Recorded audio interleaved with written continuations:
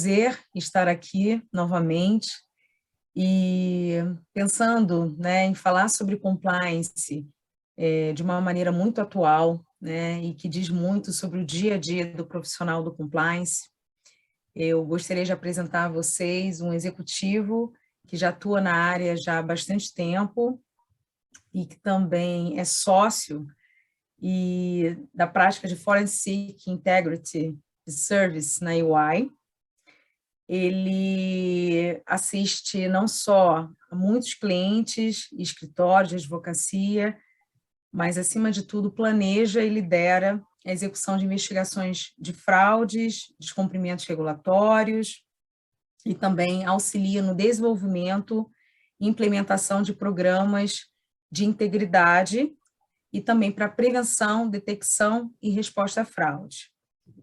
Ele tem um currículo extenso, né? Ocupou posições de gerente de riscos de fraude na América Latina na Royal Philips of Netherlands e também foi gerente executivo global de prevenção à fraude da BRF, além de possuir experiências em diversos países, não só apenas no Brasil, mas em países da América Latina, e é com grande prazer que eu apresento Paulo Tavares, que além de um grande profissional, conforme eu falei, é um amigo também, no qual a gente troca e fala muito sobre compliance. O que eu acho importante do que o Paulo vem trazer para todos nós, não só o conhecimento do dia a dia, na atuação dele na área de compliance, mas eu, como professora da Compliance PME, né, no curso de Liderança e Compliance, escolhi o Paulo como líder para falar de temas atuais, no qual tem tudo a ver, de uma maneira muito informal, mas muito usual, né, sobre o que a gente já lida no dia a dia, sem máscaras e de uma maneira leve e que vocês entendam sobre o que iremos tratar hoje. É com você, Paulo. Dani, muito obrigado pelo convite. É uma honra, né, estar aqui, poder conversar com você, poder conversar com o público que vai ter acesso, né, a esse conteúdo. Muito obrigado pela apresentação, né? Encurtei a apresentação, né? Encurtei, mas você é um... Eu vou encurtar mais ainda. Eu vou encurtar mais ainda, né? Então, eu tenho trabalhado em temas relacionados à compliance desde 2007, né? Já são 15 anos. Eu parei de contar no 10, tá? Eu sempre acho que são 10, mas já estou no 15º ano da minha profissão, né? E acho que eu aprendi algumas coisas nesses 15 anos, né? Acho que eu aprendi algumas coisas nesses 15 anos.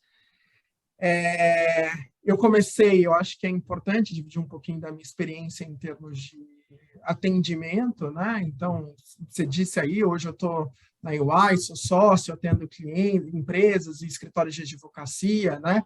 Mas eu tive uma passagem, como você também comentou, pela indústria, né? Eu fiquei 4 anos aí como uma figura equivalente a um compliance officer, né? Gerenciando internamente esses riscos, né?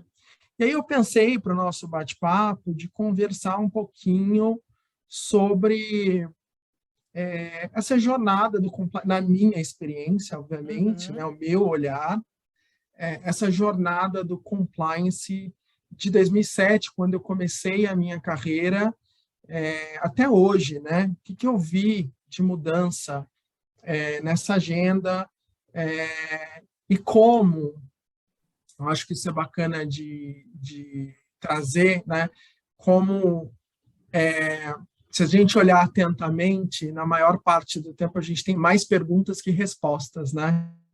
Eu acho que o compliance hoje a gente vive um momento em que nós temos muitas perguntas a respeito de quais são as atribuições de um profissional de compliance e o que se espera dele no futuro, e ainda temos poucas respostas, né?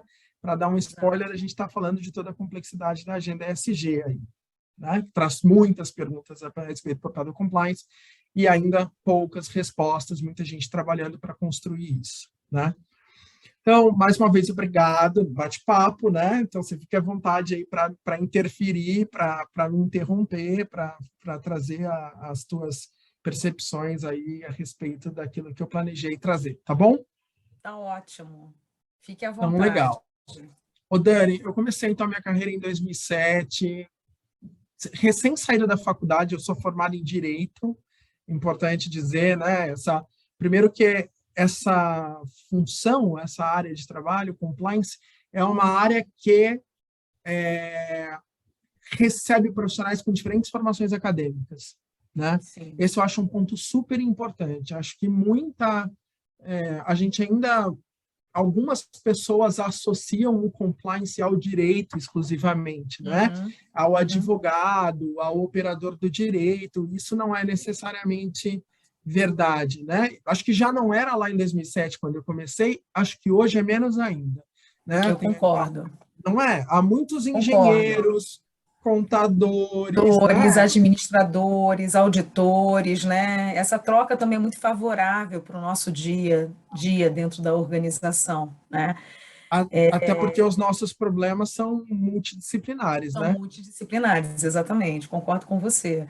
Né? E é muito interessante você ter dito isso, porque recentemente eu tive uma conversa, né, também com um líder sobre essa questão, né, de que às vezes a gente acha que fazer um processo de due diligence, que às vezes você tem lá os processos jurídicos e que, poxa, será que é necessário realmente você ter um executivo que tem essa formação na área do direito? Será que você não pode utilizar um outro profissional para poder também fazer essa análise e de alguma forma te apoiar nisso?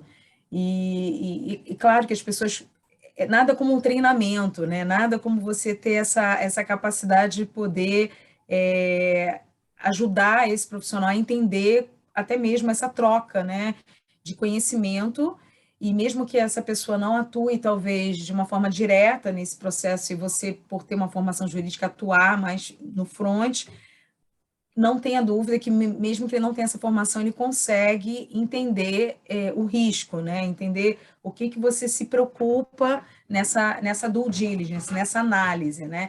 Que por isso que surgem, às vezes, as dúvidas de que, não, será que é só o advogado? Será que é necessário ter uma pessoa de formação jurídica? É o que você falou, não, ele pode, de repente, não conhecer 100%, mas ele tem como aprender e também agregar ainda mais a área em função dessa outra formação que esse profissional possa ter.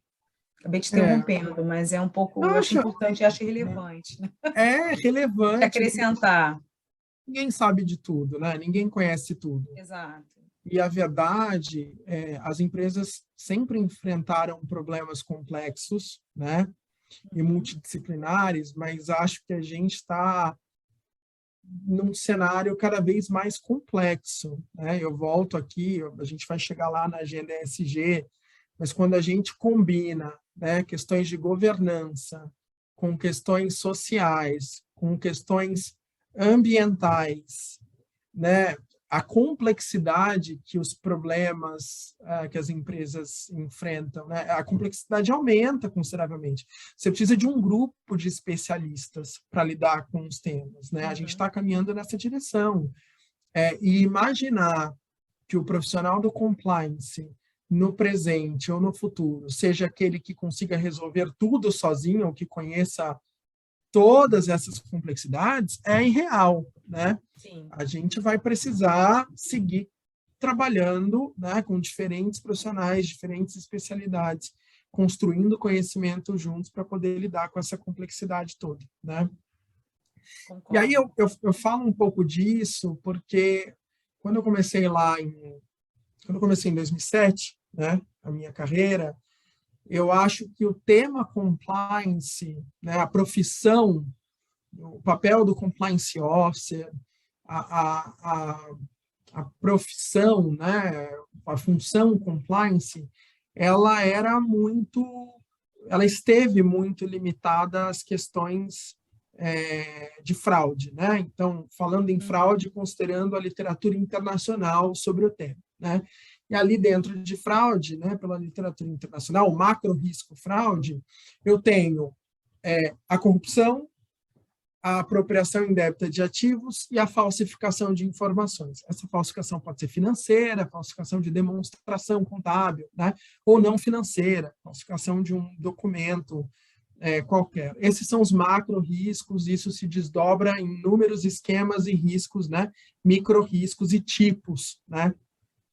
Mas era uma função, o compliance muito voltada para a gestão, para o apoio à gestão destes riscos, né, destas categorias de riscos.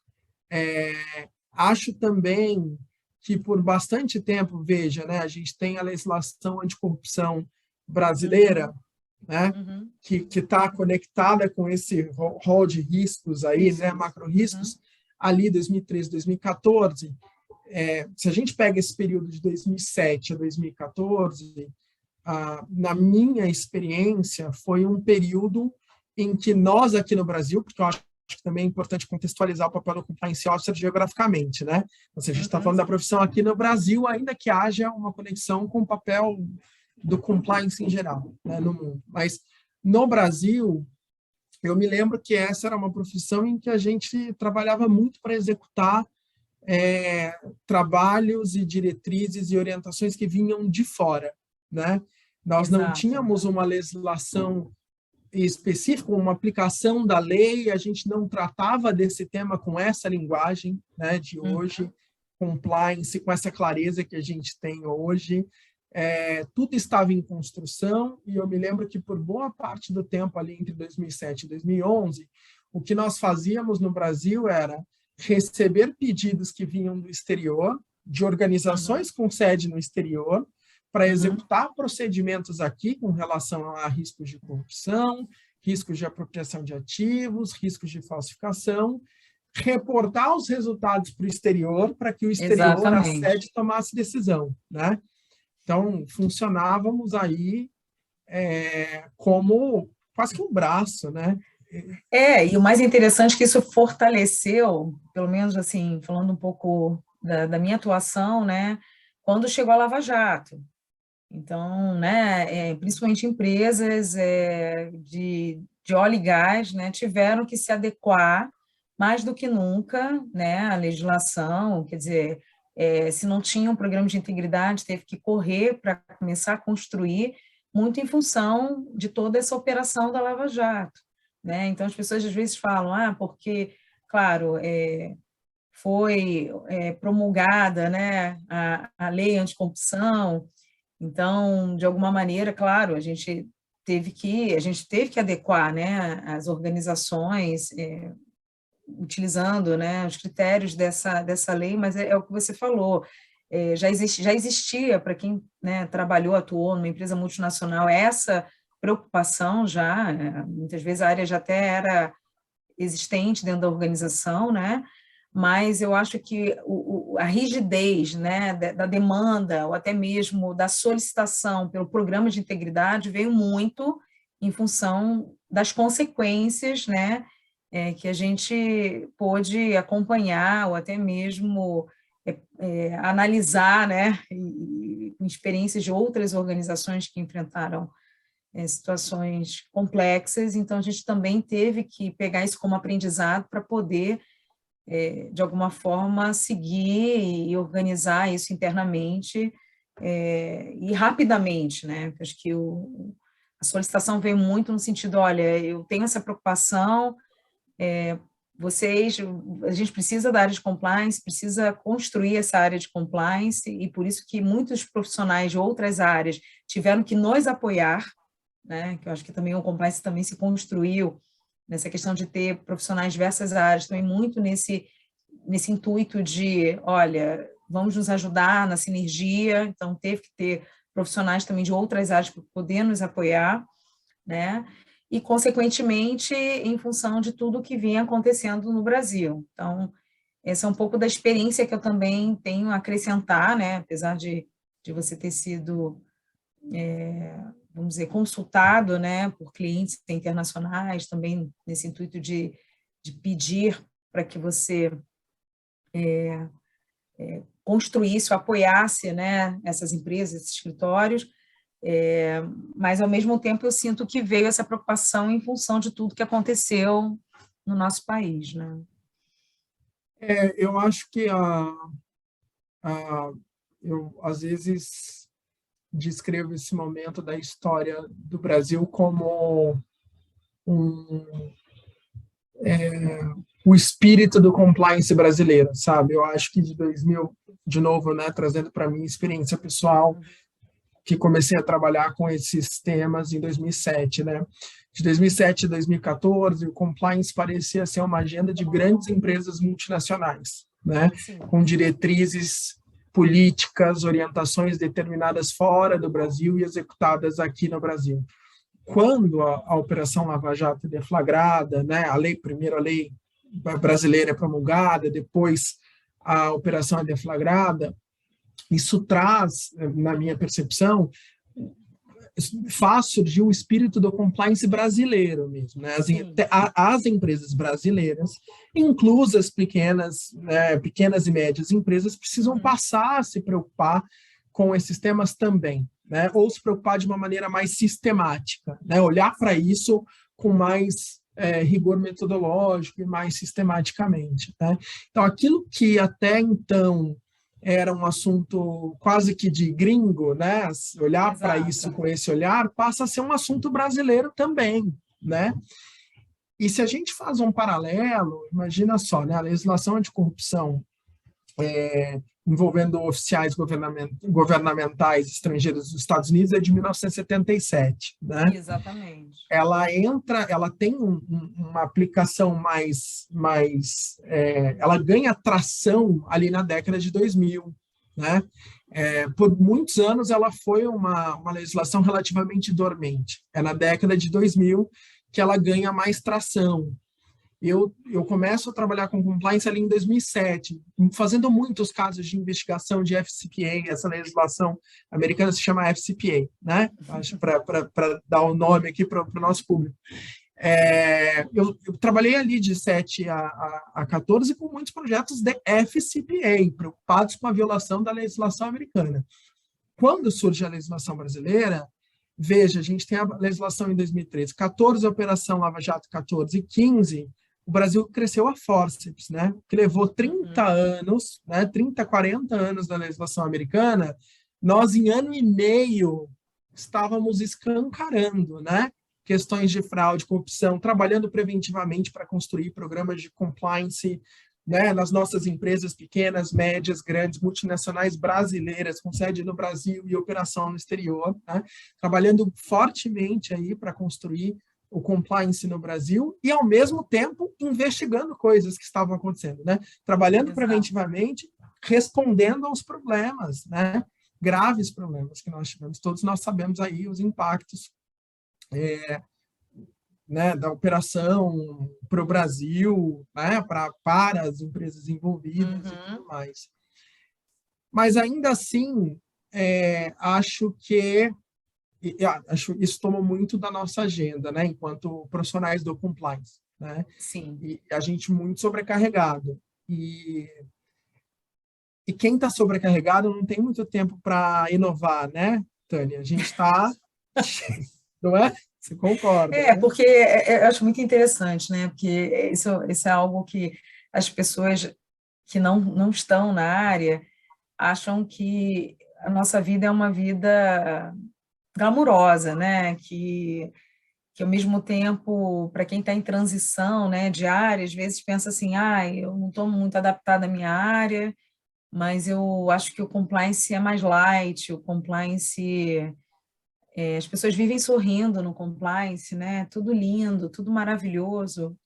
Não é tão fácil assim, né? Eu acho que, além de ter uma demanda, como você falou, muito desafiadora, né? Porque a gente, de alguma forma, é exigido pela alta administração, né? Com um quesito de implementar as diretrizes, de fazer as diretrizes valerem na organização, e não é simplesmente chegar instruir que é assim que deve ser feito. Não, é engajar. É muito além disso, né? Não é só impor, é engajar. E fora isso, a gente tem também as metas, a gente também tem os nossos prazos, né, porque são exigidos pela alta administração, e tem a questão de lidar com casos que são casos sensíveis, e aí sim, lidam-se com as pessoas. E por isso que eu digo que tem que ter um perfil, não basta só achar, e a gente fala, eu falo muito também no meu curso sobre questões comportamentais, né, inclusive de forma prática, de como é isso, como você atuar como líder, e interagir com áreas, e como trazer essas áreas para junto de você, para que vocês possam, porque a gente está sempre em sinergia, né, novamente, precisando de outros executivos de outras áreas para poder nos apoiar, para que a gente consiga trazer esse resultado. Então, eu falo isso, mas no intuito de que tem que ter um perfil, você tem que entender que você tem esse perfil, você tem que se conhecer como profissional e saber quem você é, para você lidar também com áreas que muitas vezes não veem importância na atuação do seu trabalho. Por quê? Porque é muitas vezes jogado, não é explicado, e também tem uma questão da gente olhar o outro, entender também a visão do outro, para que a gente possa chegar nessa visão e aí sim mostrar, através do olhar diferente do outro, a nossa importância. Então, para isso, a gente precisa entender também quem é aquela pessoa, né? Para, através daquela pessoa, daquele olhar, você conseguir demonstrar o seu trabalho e aí sim fazer aquela pessoa se compreender. Exemplo, né? Eu sou uma pessoa muito relacional, sou uma pessoa também controladora, né? Quando eu fiz um DISC, né? Que eu acho que é importante a gente também ter esse processo de autoconhecimento, tenho essas duas características, e eu lembro que no primeiro momento, quando eu não tinha, aí falando um pouco até de questões do dia a dia, da nossa atuação, né? Que é, novamente, trazer algo que a gente precisa implementar. Eu quero falar, eu quero explicar, mas muitas vezes a pessoa tem um perfil analítico, ela não vai olhar com esse olhar prazeroso, ela quer algo objetivo, ela quer algo através de KPIs, através de números. E quando que, né, uma pessoa, por isso que eu falo das habilidades, ou até mesmo do aprendizado com outras áreas, eu como profissional com formação na área jurídica, quando ele fala, não, eu não quero saber da parte escrita, eu quero um KPI, né? Como que eu olhei aqui, eu fiquei frustrada, eu falei, meu Deus, como que eu vou conseguir engajar esses profissionais que grande parte deles são analistas que querem ver um KPI? Então, tá aí, o que eu acho muito interessante passar para o nosso público é que você precisa ter essas novas, aprender, ter novos conhecimentos, habilidades, para poder somar, ao mesmo tempo, atender e convencer esse perfil, que é um perfil diferente no meu caso, né, a mim, de que, olha, estamos juntos e eu vou te fazer entender conforme você quer ser entendido, né? Então, além do desafio de tudo que a gente tem dentro de uma área, a gente tem que saber lidar com pessoas diferentes, né? Com compreensões diferentes e, consequentemente, habilidades diferentes. E isso é que eu acho interessante, porque não é muito dito, né? Em que você precisa conhecer o seu público, né? As pessoas falam, mas o conhecer o seu público, ele vai muito além, é entender os perfis também desses executivos, para que você possa, de alguma forma, ser entendido, se fazer entender, né, com relação à entrega do seu trabalho. Não sei se você concorda com relação a isso, Paulo, Eu não mas... poderia concordar mais com o que você está dizendo, né? É o famoso jogo de cintura, né? Uhum. A gente precisa conhecer os nossos interlocutores, né?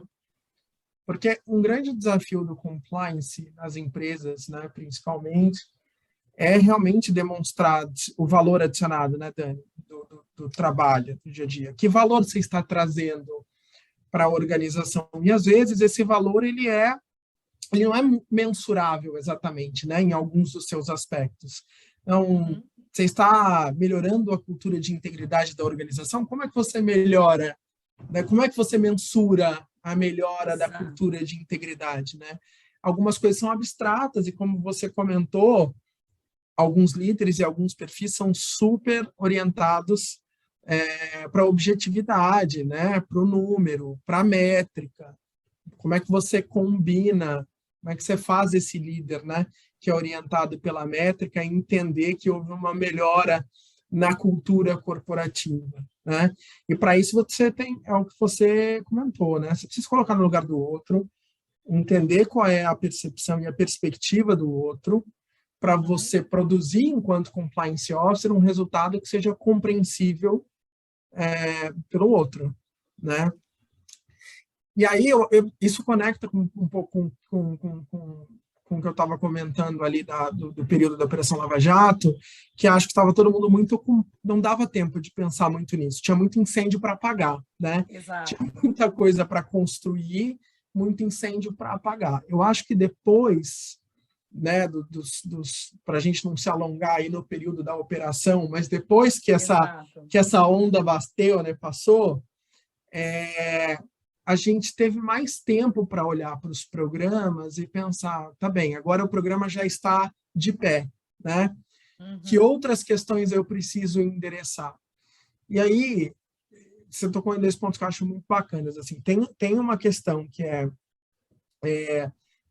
não parece glamouroso, mas é uma profissão de muito trabalho e muita sobrecarga, né? Nós temos um volume de trabalho operacional grande, né?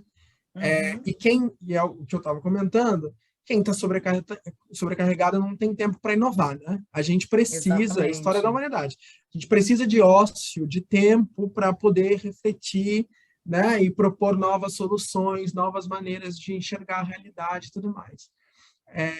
Então, a gente está sempre sobrecarregado, os assuntos tomando agenda. Dois, é preciso ter perfil também, acho importante, para lidar com esses assuntos. Acho importante a gente falar sobre isso. Porque é muito desgastante, né? Assim, a natureza dos problemas e das questões com as quais nós lidamos, isso é pessoalmente desgastante. É preciso ter um mecanismo individual, né? De gestão desse desgaste, desse peso, dessa pressão. Não são assuntos agradáveis, né? São assuntos que, pelo menos falando por mim, me impactam pessoalmente. Eu preciso ter válvulas de escape. Concordo. Para poder conseguir lidar com. O que você acha? Não, é muito. É meu dia a dia, né? É o meu dia a dia. A gente tem que ter.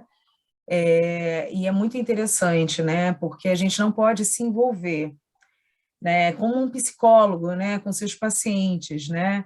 Ele tem lá diversos casos, diversos assuntos a serem tratados e ele, né, vira lá a chavinha e vive a vida dele. Então, é como você comentou, tem que ter também esse perfil, porque pessoas que não têm essa capacidade sofrem nesse processo.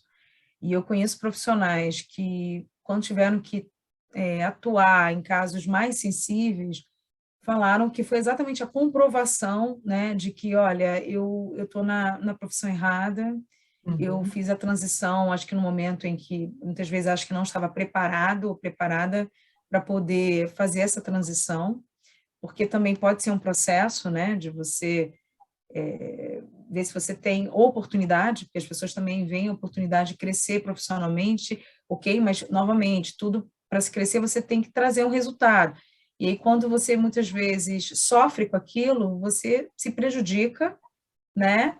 E, consequentemente, você não traz o resultado almejado pela organização, né? Então, é o que você comentou, isso a gente precisa ter uma válvula de escape, acho que todo mundo precisa ter, vamos dizer, um autoconhecimento também, em saber o que faz você não pirar no sentido de, olha, eu sei tratar isso, esse assunto, e não faz parte da minha vida. E mais do que nunca, tem que estar fortalecida para poder trazer um melhor resultado almejado pela organização. Então, não só essa válvula de escape é para a nossa cabeça, mas também para que a gente possa trazer um resultado, vamos dizer, correto, né, concreto, sereno. Eu falo sereno porque eu sei que tem pessoas que, numa situação dessa, não conseguem lidar e perdem o controle emocional, porque a gente tem que ter um controle emocional, porque, novamente, são assuntos complexos, são assuntos que têm envolvimento não só de uma pessoa, às vezes de várias pessoas. Então, é cansativo, é muitas vezes doloroso, é moroso, e tudo isso precisa ter essa calma, vamos dizer, essa forma Serenidade, né? Exato. Resiliência também, porque muitas vezes você Resiliência. pega, você, né, em certos momentos da investigação, você lida com pessoas que perdem o controle ou que estão mal psicologicamente, então a gente tem que ter aquela serenidade, aquela calma para poder ter a devida tratativa no processo investigativo, né? Eu acho muito interessante tocar nesse assunto, Paulo, só acrescentando, não querendo tirar esse momento de fala, mas é porque as pessoas também focam muito na investigação, algo como se fosse muito pautado em perguntas, né? No Claro que a método, gente... né? No método, no método. É muito interessante isso. Todo mundo, às vezes, me pergunta, ou melhor, grande parte das pessoas, nossa, como é que você consegue ter, vamos dizer, um resultado tão produtivo numa investigação? E, às vezes, a pessoa pega as mesmas perguntas, tá? O mesmo questionário, e não tem essa mesma produtividade. Porque eu falo, você tem que escutar as pessoas, você tem que ter esse time no processo investigativo. Eu já tive em processos investigativos que eu já cheguei para o meu gestor e disse, olha, esse prazo não é um prazo suficiente. Né? Por quê? Porque grande parte das pessoas estão sendo inquiridas, né? Nem seria os depoentes, né? Eles estavam destruídos psicologicamente. Então, assim, é um processo que você não consegue entregar num prazo de 10 a 15 dias, né? Você tem que trazer todo esse papel de confiança, você tem que escutar, você tem que deixar o time daquela pessoa. E, novamente, você, claro que tem um roteiro, mas não quer dizer que você vai seguir 100% daquele roteiro, as coisas vão fluindo naquele momento. Então, você tem que ter essa percepção, as pessoas não são robôs, né? Então, às vezes as pessoas falam, ai, mas eu não fiz todas as perguntas do questionário, ai, então, meu Deus, o que vai ser? Não, você tem que sentir, mas, novamente, você tem que sentir, mas não tem que se envolver. E aí é que eu falo do perfil e da habilidade. E tem que ter a sua válvula de escape, porque mexe com a gente, não tenha dúvida, somos humanos também, isso acaba, de alguma forma, afetando a gente. Mas eu acho importante comentar isso, porque, novamente, as pessoas vendem, às vezes, umas ilusões, no sentido de que existe um to-do, um checklist, claro, né? Como tudo na vida, se tem um roteiro, mas não quer dizer que você vá seguir seu roteiro 100%, né? Você precisa estar ali presente, entender do caso e tirar daquelas pessoas informações que são preciosas para o processo investigativo, né? Eu não sei como é que é a sua opinião quanto a isso. É a mesma. Esse roteiro ou método é uma referência, né? Uhum. Ele é uma referência. Acho que eu nunca tive um projeto em que eu tenha me limitado ao roteiro, né? Nunca aconteceu. As coisas sempre fogem do roteiro, do Exato. script, né? Por uma razão ou por outra, elas sempre fogem. Você precisa também, de novo, o jogo de cintura, de fazer a leitura, né, do cenário, do que está acontecendo naquele momento, de interromper, de às vezes entender que aquela conversa não precisa ou não pode seguir mais naquele momento, porque o teu entrevistado precisa de tempo, né? Ou então de mudar o curso da conversa, porque você percebe que aquilo que você tinha como roteiro não vai funcionar para atingir, para chegar nos resultados que você quer chegar, né? Então, é preciso, eu acho que a palavra é flexibilidade, né? O profissional de compliance, ele precisa ser muito flexível, né? Sim. Ele precisa ter uma boa leitura, e é flexível em, fazendo um apanhado das coisas que nós conversamos aqui, né? É flexível no seu trabalho técnico, né? Para fazer leitura de cenário e atingir os resultados, obter os melhores resultados, tem que ser flexível na relação com a sua liderança para poder reportar da melhor maneira possível, da maneira que, né, demonstre o valor adicionado da função. Acho que flexibilidade é uma palavra-chave. Precisa trabalhar com outros profissionais que têm outras competências, né, e que vão ajudar nesses processos investigativos ou nos controles preventivos para a gestão de riscos. E acho que isso, né, aí a gente chegando agora, falamos aí da Operação Lava Jato, né, pós-Operação Lava Jato, o que é que a gente está vivendo agora, né, nesse último ano e meio? A explosão da agenda ESG, né, que traz mais questões e mais possíveis atribuições para o papel do compliance, né? Então, esse profissional, nós, que até muito pouco tempo, né, numa perspectiva histórica, até poucos anos, nós estávamos aí focados em determinados tipos de risco, né, corrupção, lavagem de dinheiro, apropriação indébita de ativo, falsificação de informação, etc. e tal. A gente agora tem que ter flexibilidade para lidar com uma nova agenda de riscos que está passando a fazer parte do papel do compliance, né? E aí a gente traz todas as questões de sustentabilidade, todas as questões de diversidade e inclusão, né? Que tem um tema, tem sido um tema, né? Vejo eu, pelo menos, muito recorrente nas agendas de compliance, todas as questões relacionadas a investigações comportamentais, né? Eu também acho, não sei qual é a sua leitura, Dani, mas eu acho que nesses 15 anos houve uma mudança grande no perfil do denunciante em relação a questões comportamentais. Eu acho que as pessoas denunciam mais hoje as questões comportamentais, o assédio moral, o assédio sexual, a discriminação, né? Por idade, por gênero, por religião, por etnia. Esses assuntos estão chegando mais para as organizações nos seus canais de denúncia e são assuntos com os quais, às vezes, os compliance officers não têm tanto conhecimento para lidar, porque, historicamente, não era um risco muito presente. Não é que não existisse, né? Não existia, exatamente.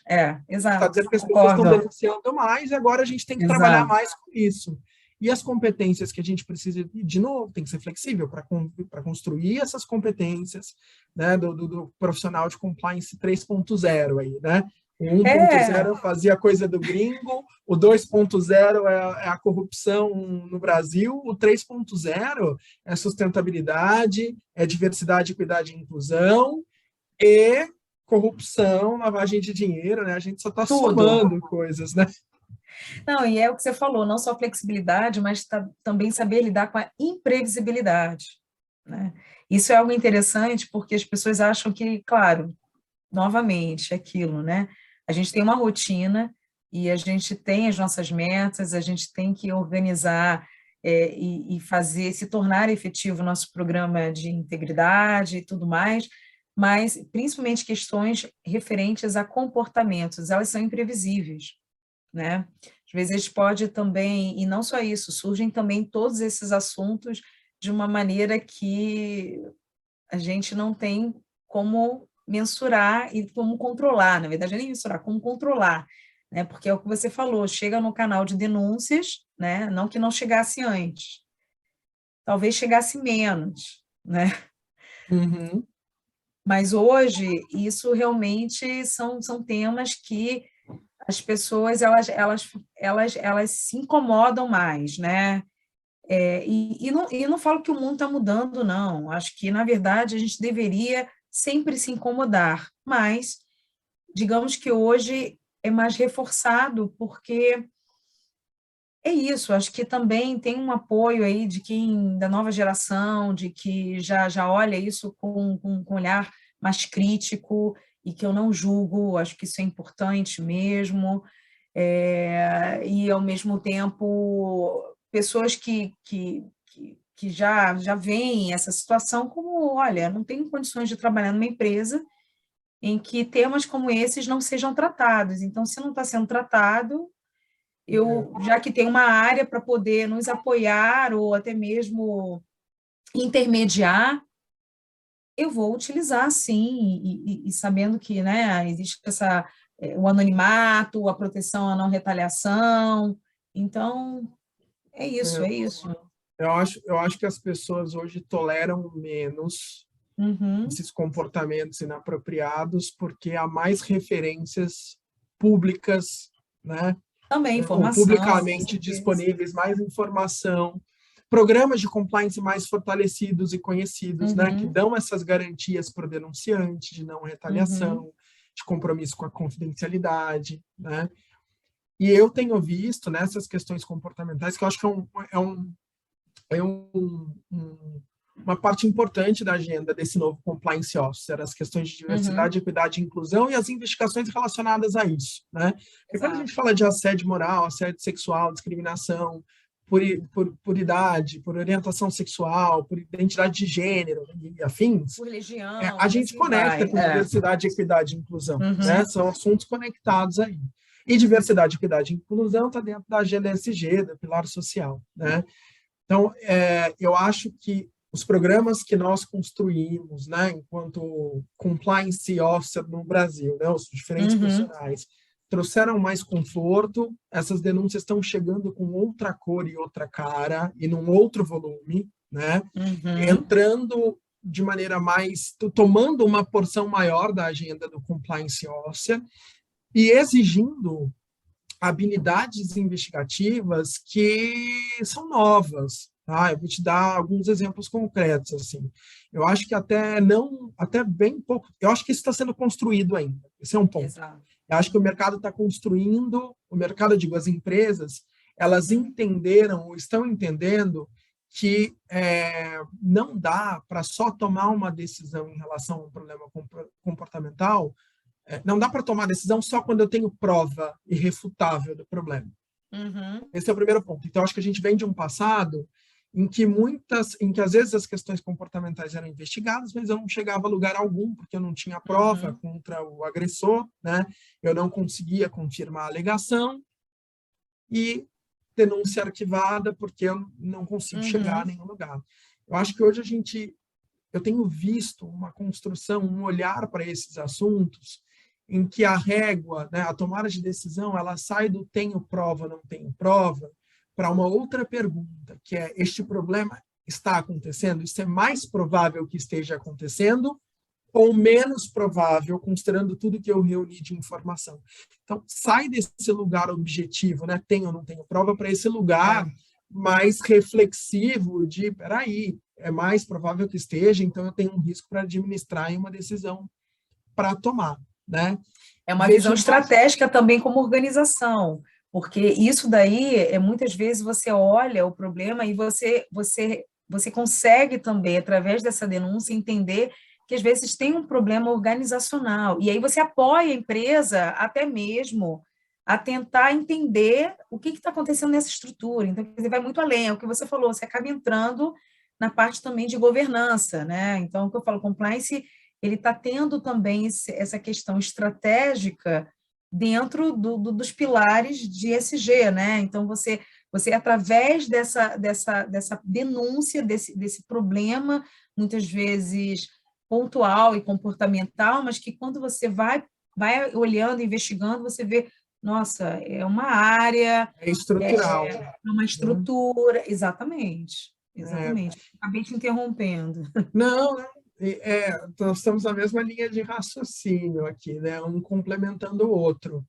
Eu vejo esse novo olhar, eu vejo talvez algumas das pessoas que estejam nos assistindo aí tenham ouvido falar em compliance humanizado, né? Uhum, Que é o compliance com esse olhar para o indivíduo, né? Num uhum. caso comportamental, com olhar para a vítima, mas num caso de fraude, de corrupção, com olhar para as pessoas que estão participando daquilo, uma preocupação maior com o indivíduo, né? Com o cuidado em relação ao indivíduo. Então, eu vejo coisas muito interessantes sendo construídas aí na função do compliance, considerando a agenda ESG, um novo olhar sobre essas Uhum. responsabilidades, mas também novas responsabilidades, né?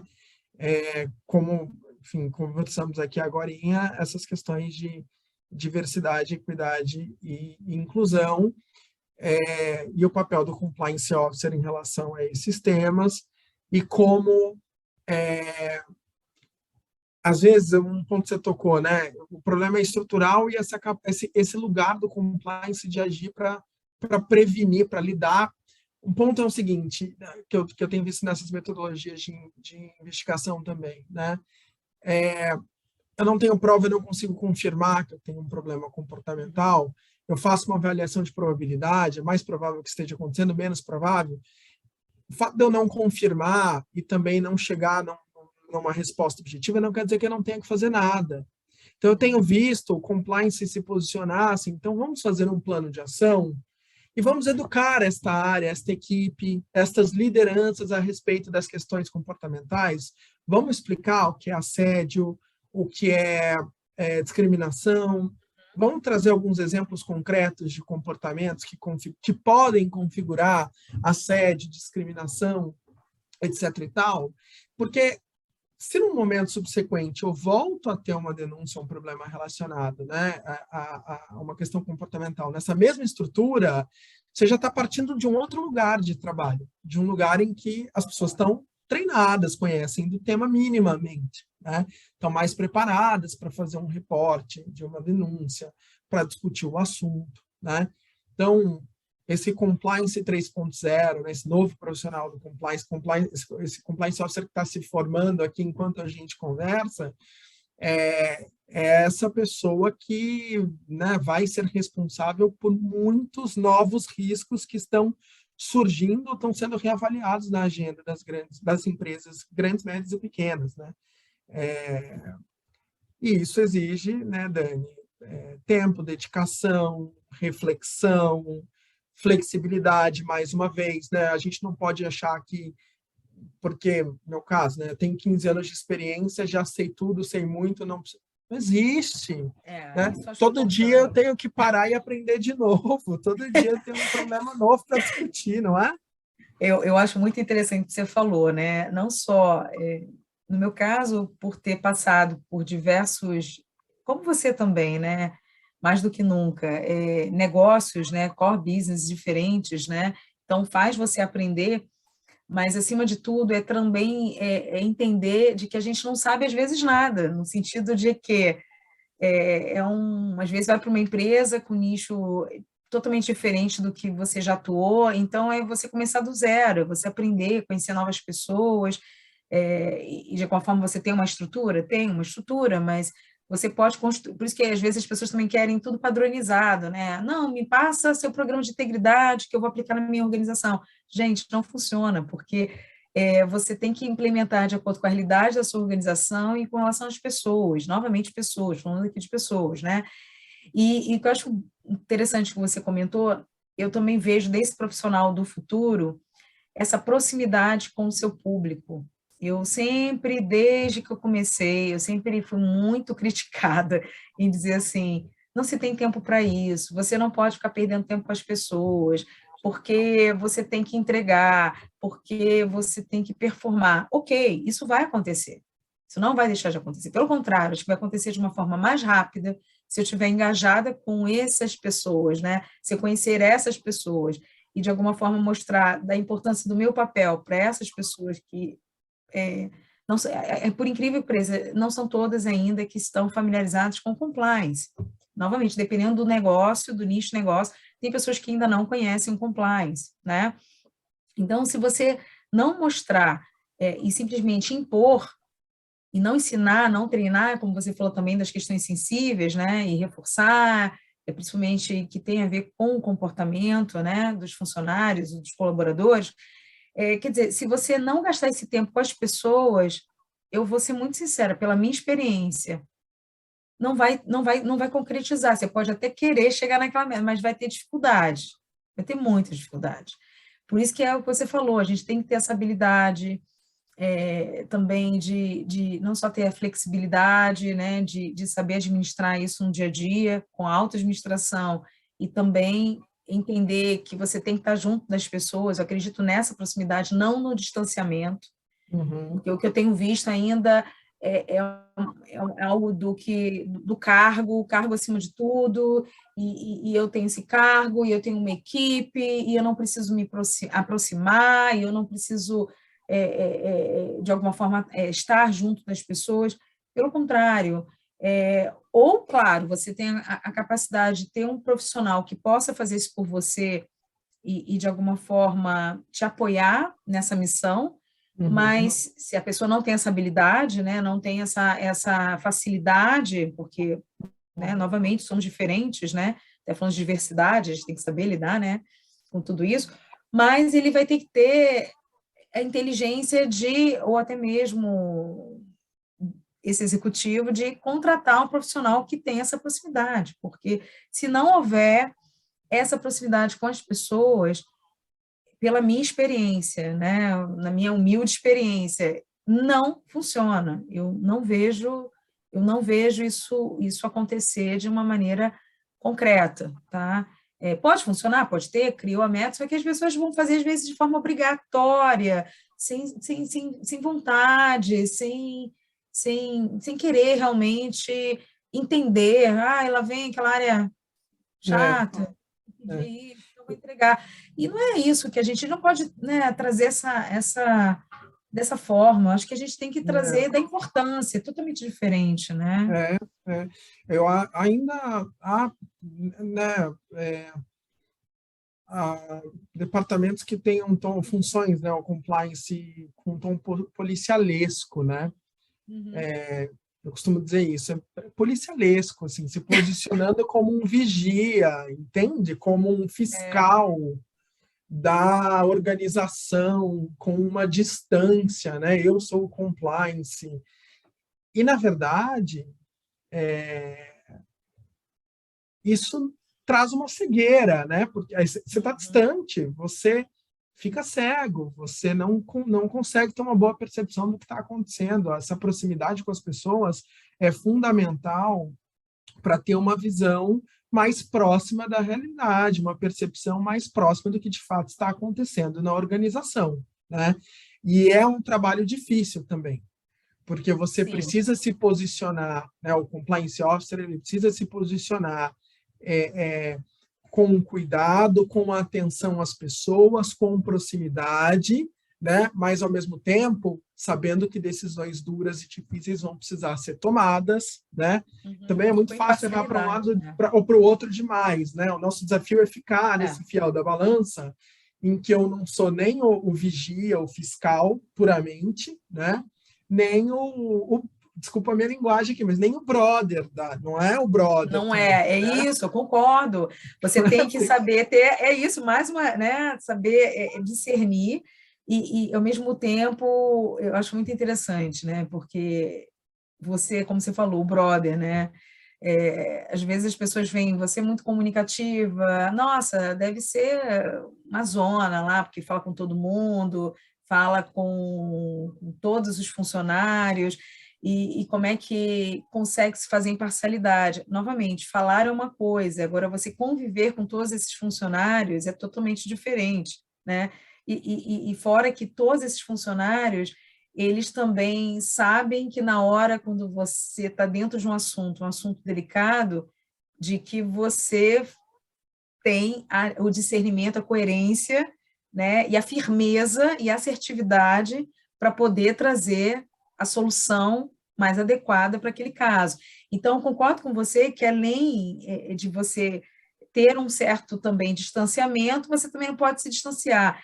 E também fazer uma triagem de tudo que chega, né? Porque também quando a gente tem a proximidade, aí vem fofocas, que a gente tem que chegar e dizer da seriedade do nosso trabalho. Então, é uma forma também de você treinar, né, o funcionário em dizer, olha, esse assunto é o assunto que, para mim, não pertence. Eu não vou tratar desse tipo de assunto, eu vou tratar de assuntos que são assuntos que tratam, né, dos temas do Código de Conduta, por exemplo, né, ou de assuntos que você já foi treinado e no qual você sabe da importância dentro da organização.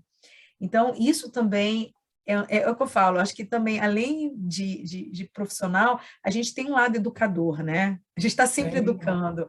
claro, Mas é psicólogo. polícia, um lado psicólogo, é um lado também do exigir também, que eu nem falo que é um polícia, porque eu não gosto desse termo, né? E a gente tem que descaracterizar mesmo, mas é uma questão do cuidado, de poder ter a visão dos riscos, né? E se preocupar com relação, isso que é o mais importante, né? Não só não é nem muito do destaque do nosso trabalho, mas é da organização, dos colaboradores, né? Porque se isso acontece, prejudica todos nós. A gente tem que ter essa visão de um todo, da sinergia, né? Então, da Eu acho nossa importância, né, como área. Dani, eu acho também que faz parte do perfil do compliance officer essa preocupação genuína com a integridade mesmo, né? Eu Uhum, acho que compliance, gerentes de compliance, diretores de compliance, né?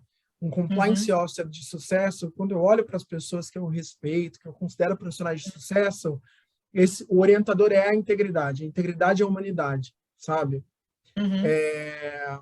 Porque, assim, é uma profissão como qualquer outra, né? Tem muita gente que está É. interessada no cargo, no salário, no glamour, né?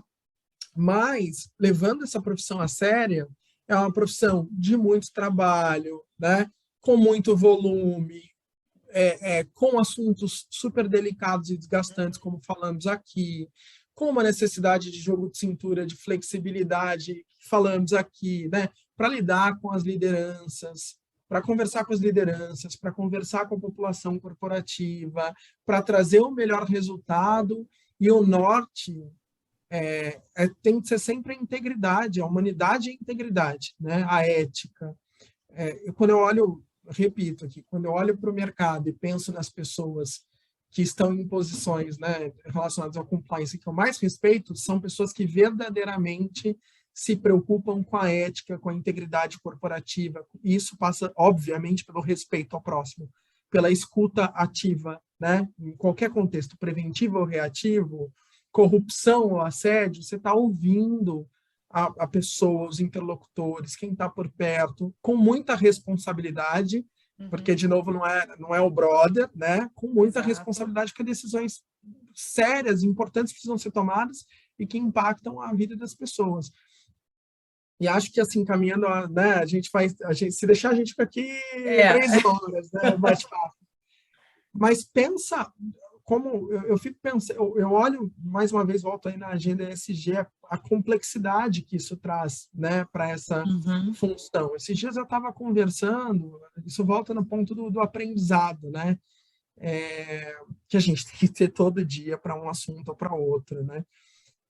Esses dias eu estava conversando com um cliente que firmou um contrato de longo prazo de empréstimo, né? Um empréstimo que está atrelado a metas de sustentabilidade, de redução de emissão Uhum. de carbono, né?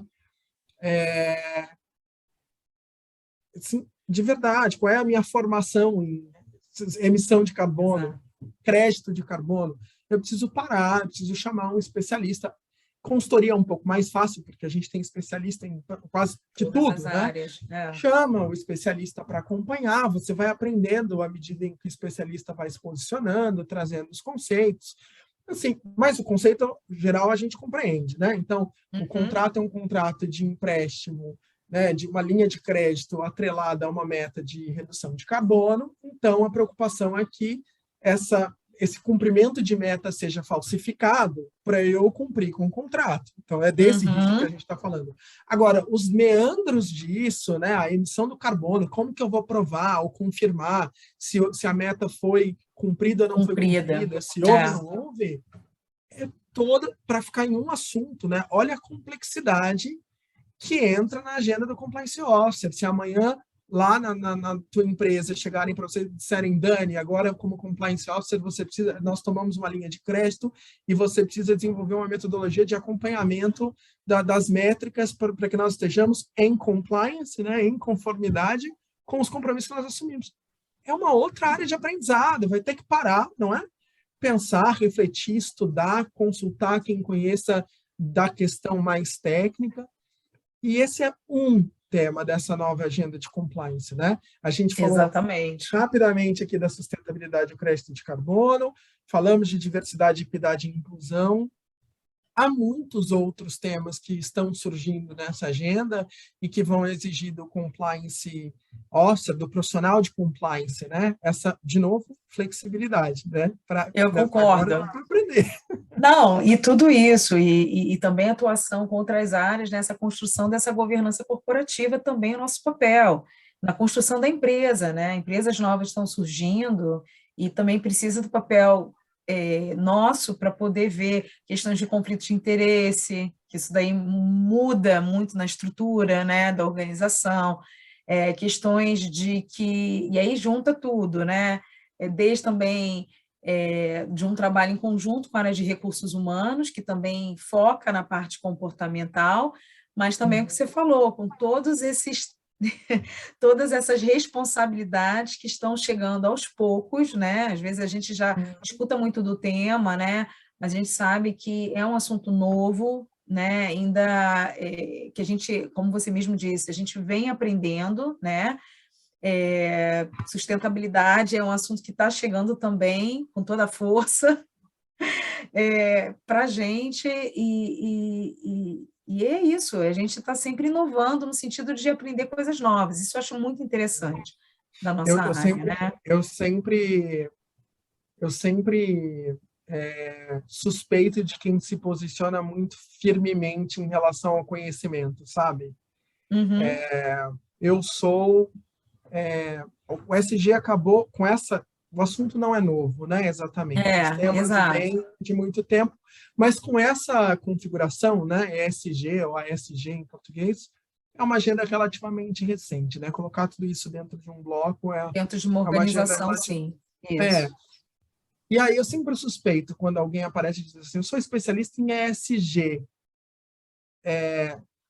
Calma, né? As coisas estão sendo construídas, né? Não, No ano e meio, você já é especialista em todas as, deixa eu ver aqui, 50, nos 50 elementos e assuntos diferentes do ESG, não faz muito sentido isso, né? Então, não tem nada de errado em a gente dizer que não sabe, que a gente está aprendendo, que a gente está conhecendo, né? A gente estava falando disso aqui na nossa preparação, né? O mercado está aprendendo junto. Tá todo mundo olhando um para o outro, né? A gente olha para o lado, olha para frente, olha para trás, troca informações, porque nós estamos num momento de aprendizado. aprendizado, Né? concordo. Concordo. E Não, muita eu coisa acho está se muito construindo. interessante, e principalmente essas questões também, todas, né? Mas também, por exemplo, diversidade e inclusão, também estamos aprendendo, né? Porque o dia a dia a gente se depara com situações que muitas vezes parecem fáceis, mas não são tão fáceis assim, né? Eu posso dar um Desde exemplo concreto pode, que não, isso, eu acabei acho não falando importante. aqui, né? Do, lá na UI eu também sou líder do grupo de afinidade de profissionais LGBTI+, né? Uhum, Então, eu estou ali responsável por ajudar, esse é meu papel da porta para dentro, né? Então, uhum. internamente na empresa, eu lidero o grupo de profissionais LGBTI+. Hoje nós somos mais de 350 registrados no grupo. Nossa, É um grupo bem, né, para os padrões de mercado. Dentro aí da agenda de diversidade, equidade e inclusão. Né? E aí algumas coisas parecem fáceis e são super difíceis. Você falou, eu me lembrei. Nós temos dado um passo pioneiro de organizar um recenseamento da população LGBTI+ corporativa. Se você perguntar hoje, no mercado brasileiro, acho que no mundo, de maneira em geral, não se pergunta sobre a orientação e a identidade de gênero para os colaboradores. Existem razões para isso, né? Receio de exato. retaliação, de discriminação. Mas como é que você constrói, olhando sob a perspectiva do compliance, da integridade, do cuidado com o profissional, né? A agenda de diversidade, equidade e inclusão.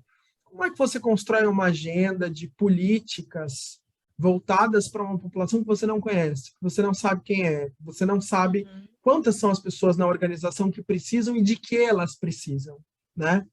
Então, nós iniciamos aí um processo de recenseamento e olha, é um super processo de aprendizado, olha para um lado, olha para o outro. Quem aqui já fez? Quem está começando? Que ideias o mercado tem tido para a gente poder mapear a população LGBTI+, nas organizações, protegendo essa população, garantindo que essa população não vá ser retaliada, discriminada por abrir essa informação. Né? Acho que dando um passo para o lado, a dificuldade que a gente tem em relação à população LGBTI+, é que ela, em geral, não é uma população prontamente identificável. O que eu quero dizer com isso? quando a gente fala de homens de gênero, masculino e feminino, lógico, há exceções, mas em geral são populações prontamente identificáveis, né? Você olha, Você ou olha e até você está declarado, identifica. né? A pessoa declara o É, gênero no é. formulário. Quando a gente fala de etnia, também as coisas são, né, não são simples, mas existe uma certa identificação. Quando a gente fala de população LGBTI+, 99% dos casos a gente está falando de uma população não identificável e a gente precisa que a pessoa faça a declaração. A gente precisa que a pessoa diga. Então, eu preciso te dizer, olha, eu sou um homem gay, até por isso eu lidero, né, o grupo de afinidade lá na UI, mas eu só consigo trabalhar o dado quando né, quando o profissional ele me declara essa informação. Isso também está na agenda do compliance, né? Na agenda do compliance. O compliance tem que trabalhar para ajudar. É a agenda de ética e integridade, código de conduta, né? Tem que trabalhar para garantir um ambiente seguro, confortável, sem retaliação, para todos esses grupos Acolhedor. minorizados. Exato. Né? Exato.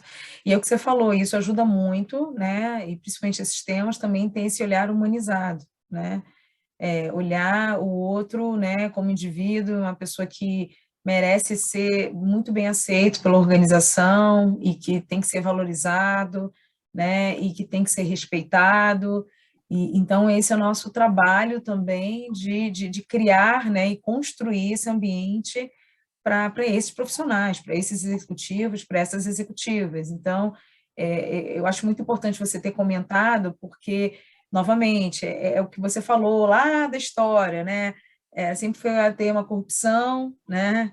E, consequentemente, as pessoas olham ainda, claro, já evoluímos, e que bom, né? Mas a gente acumulou toda essa responsabilidade, né, com o passar do tempo.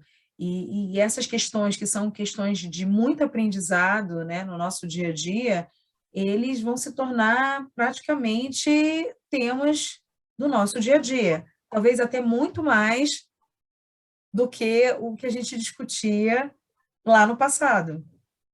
E é isso que é Concordo sempre. importante para os novos profissionais, para que entendam que, claro, a gente vai falar desses, né, lavagem de dinheiro, novamente vai falar fraude, corrupção e tudo mais, mas, acima de tudo, essas questões de diversidade, inclusão, questões comportamentais, questões referentes à sustentabilidade, né, vão se tornar temas frequentes no dia a dia e do trabalho do Compliance Office.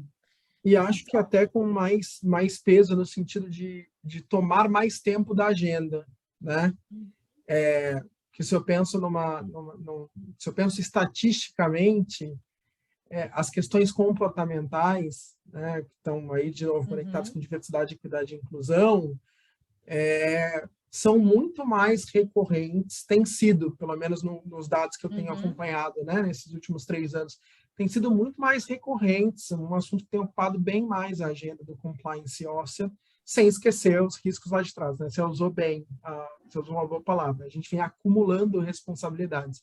E eu acho que, para encurtar aqui o que eu tentei trazer de mensagem, e que você também acabou de dizer, a gente vem desse lugar mais burocrático, muito importante, né? Lá 2007, claro, 2009, sempre. 10, né? De aplicar a lei, de entender se a lei estava sendo, se havia conformidade com a lei. A gente passa por um crescimento a fórceps com a legislação local no Brasil, em que as coisas ganham mais cores brasileiras, né? Mais verde, mais amarelo, mais azul, e a gente passa a lidar, acho que até com mais alma, né?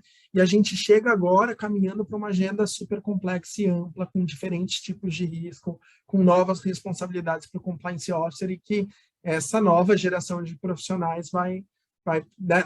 A gente também vai continuar trabalhando. A gente está aprendendo, né? A gente está aprendendo, mas quem está começando já tem que chegar com esse olhar, né, Dani? Tem muita coisa. Eu também acho. É o que a gente mais deseja, né? Que as pessoas entrem com esse olhar e que, junto conosco, né, sigamos nesse, como você falou, e fiquem tranquilos, porque às vezes olham para a gente no intuito de que, nossa, você tem obrigação de ter isso em sua mente ou aplicar na sua empresa, né? Ou até mesmo que a gente tem todas as respostas referentes ao tema, né? O ISG na prática, né? E é o que você falou, a gente está nesse processo de aprendizado, de construção, né? Então, acho que também é uma oportunidade para novos profissionais ingressarem e estarem junto conosco nessa jornada, porque é isso, a gente está sempre e aberto a aprender cada vez mais, né? Porque na nossa área é muito nesse sentido. Né? Daqui, sei lá, 5 anos, eu acho que teremos novos temas também, que a gente vai embarcar neles com muita alegria, com muita felicidade, e com o objetivo de sempre construir esse ambiente ético dentro das nossas organizações, né? Eu acho que isso é o mais relevante, o mais importante. Sem dúvida. Mas Paula, eu só tenho que te agradecer. Foi um prazer, né, você ter recebido esse convite nosso. Eu falo também em nome da Compliance PME, que me dá essa oportunidade de fazer algo assim, informal mesmo, leve e sem roteiro e sem script, né? Acho que é com o intuito da gente mostrar um pouquinho da nossa realidade, né? Acima de tudo, passar esse conhecimento, né? O que seja, muito ou pouco, né? A gente não vai questionar com relação a isso, para esses novos executivos que pretendem realmente ingressar na área ou até mesmo que estejam atuando. Então, acho que muito obrigada, porque é sempre muito importante, muito relevante ter profissionais, e acima de tudo, não só por ser meu amigo, mas profissionais que fazem diferença no mercado, e você é um desses profissionais, e novamente, muito obrigada pela oportunidade e por ter passado um pouquinho, né, porque é vasta a sua experiência profissional para todos nós. Tá Eu que bom? agradeço, Dani, mais uma vez o convite. Muitas coisas passam pela nossa cabeça, né? A gente quer dividir muita coisa, dar muitas mensagens. Eu espero ter realmente colaborado e dividido um pouquinho do que eu conheço. Agradeço mais uma vez o convite, foi um prazer, viu, estar aqui com vocês. Muito obrigada.